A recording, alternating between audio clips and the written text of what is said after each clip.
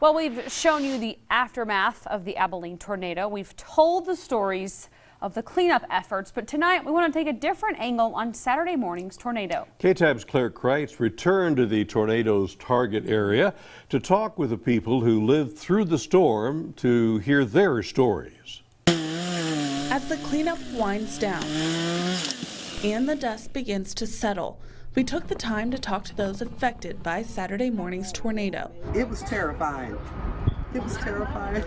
It's something I don't ever want to have to happen again, I can tell you that. Each person with a different story to tell. That's when we heard that loud crash and we came around and we found the holes in the ceiling. Ripped my awning off my house, my fence is gone.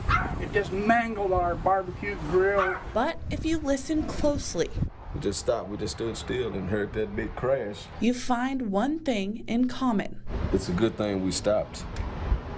That's what I was thinking. From a close call with a 2x4 coming through the roof, God evidently just, hey, be still, stay where you are. Because that wood was going round and round over the house and they decided to come down. They had to come down somewhere. to the fire department showing up in just minutes Everything was blown up to the front of the house and they couldn't even get out of the house. to pry a family out of their home. Busted this window out right here. We had a table right there so we could step on the table and step over it. And a chimney falling one way versus another. You know, I'm glad it blew it this way instead of blowing it and making it fall inside of the house. These victims finding miracles in the midst of devastation. Unbelievable. I mean, we thank God that we're still here.